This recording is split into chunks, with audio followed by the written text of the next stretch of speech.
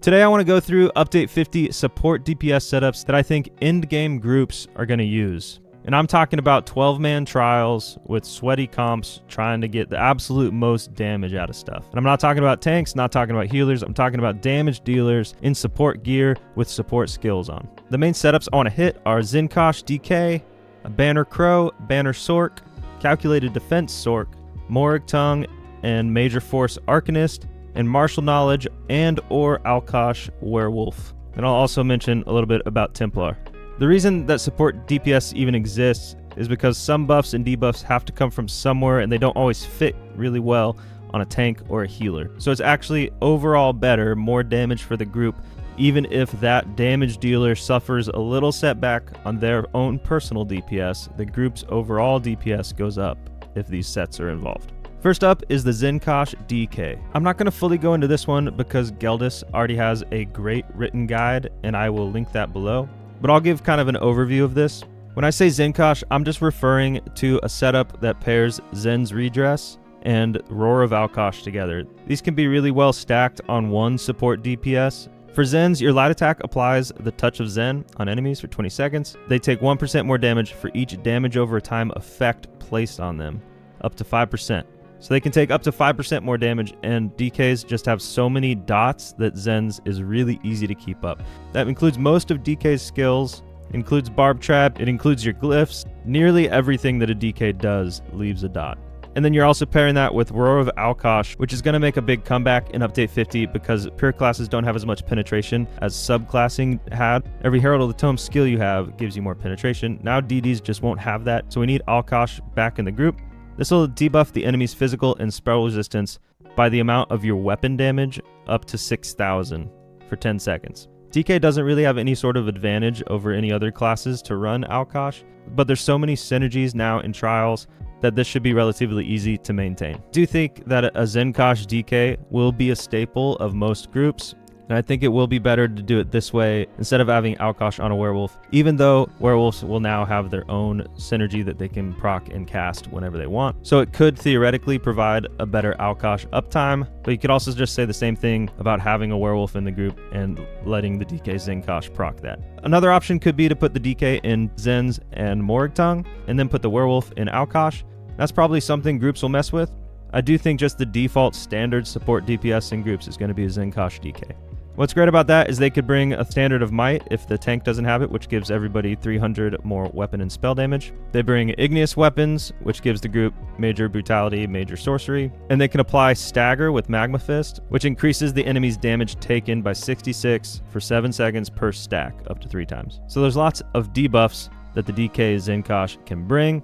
Let's move on to the Banner DPS. On a Crow damage dealer, not going to be much of a damage loss to run Banner now, because on the class flourish of Necromancer Banner, it does 2 things. It gives you tons of resources, so once every 3 seconds you increase your health, magicka, and stamina by 2% for 10 seconds, which is just a ton of extra stamina, which gives you a lot of extra damage. And then also, while in combat, if no corpses are nearby, create a corpse. It does a lot, and it's really good for Necromancers. So it's actually a personal damage increase to run Banner on a Crow. And on this, to benefit more Crows, you could run multi-target, which just increases damage done with area of effects attacks, which makes your Corpse Burster do much more damage, and your Blast Bones do much more damage. And then Heroism, or whatever you want for your affix script. So then the other Banner Bearer that just makes a lot of sense, that doesn't lose much damage if you put Banner on him, is the Sorcerer, and specifically the No Pet Stam Sorc. And on this banner, you would put Shock Damage, Cavalier's Charge, and Heroism. Cavalier's Charge is great for Sorcs because they already have inherent speed buffs. Like Hurricane already gives a speed boost, so they're making really great use of Cavalier's Charge, so that's why it's not really much of a damage loss. Also, Sorcs don't really have any other skills to put on their bar to do more damage, so it makes a lot of sense to just slap a banner on a Sorc. The other support aspect that Sorcs can bring is Traveling Knife with the status effect boost and the off balance. This is a huge buff for your group, and because it's the main spammable here, off balance is going to have a really great uptime, and then the status effect of Assassin's Misery is going to be up basically 100% of the time as well. This is also just a full damage parse setup while bringing all these extra support things. The other Sorc setup would be with pets and going magic instead, and then instead of running static reverberation, you would run calculated defense. I have a guide to both of these sorc setups. I'll link it. You can check those out.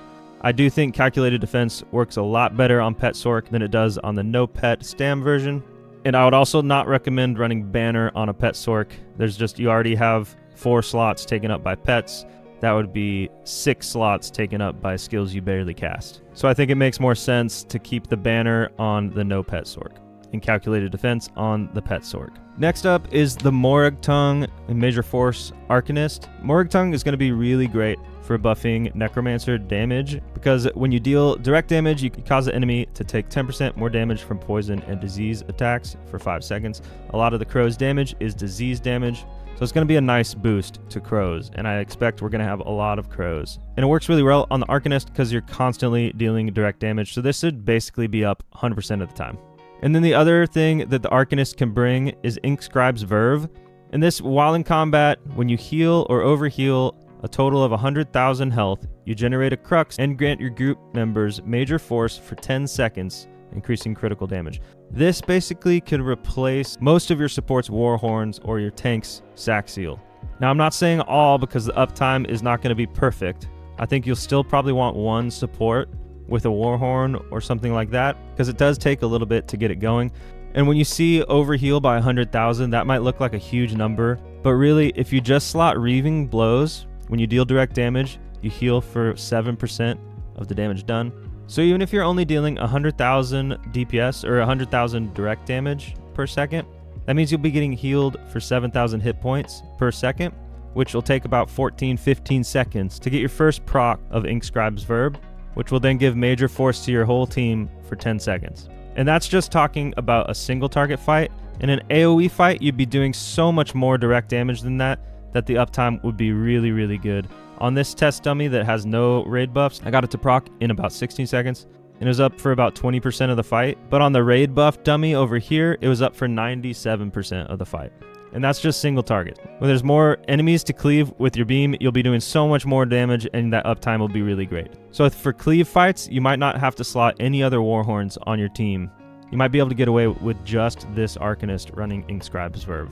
And that'll let your tanks and healers focus on major berserk uptimes or other sort of buffs and bring completely different armor. This will really change the support meta in Update 50. And then finally, the MK or Alkosh Werewolf Nightblade. Alkosh makes sense to me on a werewolf because you have Ferocious Roar, and when you cast that, you can immediately proc a synergy, which triggers Alkosh. So you're able to time that to when you don't have other synergies, and it makes keeping Alkosh really easy. So a werewolf could run Martial Knowledge, and the 5-piece is while your stamina is below 50%, your light attacks cause the enemies to take 8% additional damage for 5 seconds. This effect can occur every 8 seconds. What's going to be tricky about that is that werewolves have so much stam recovery that you're going to have to fight against that. Even just while your ultimate is slotted, you get 50% increased recovery. You have medium armor that is making your recovery better and reducing the cost of your skills. You got Undaunted giving you extra stamina back when you use a synergy. So you could take all those passives off. Even just bashing constantly, it's hard to get my stam below 50. Jeez. So what you could do is run these Essence of Ravaged Stamina, which increases the cost of stamina abilities by 215%. I'm even bash weaving here. Still can't get it down. There we go. I got it down. Okay, so basically once you get it down, you can keep it down pretty easily by bash weaving, but it is hard to first get it below 50%. So all that said, I think Alkosh makes a lot of sense on Werewolf, but Martial Knowledge is going to be pretty tricky. And finally, I did want to mention Templar. If your group does have a Templar DD, you could probably get away with Martial Knowledge because the sustain on Templar is pretty terrible, so you'll probably always be under 50%, or Morag Tongue on them. But Templars don't really benefit personally from Morag Tongue too much, so it's something that's possible, but maybe not worth forcing. A couple things that are nice about Templar, though, is that you can give your whole group Minor Sorcery with the Illuminate passive. And then the new class mastery, Bright Harbinger, it upgrades Illuminate to also grant 300 weapon and spell damage to your group, and 600 for yourself. So it's still very much worth it for your group to bring a Templar if you have one. But also Bright Harbinger could easily be used by a healer. So yeah, I just wanted to mention Templar.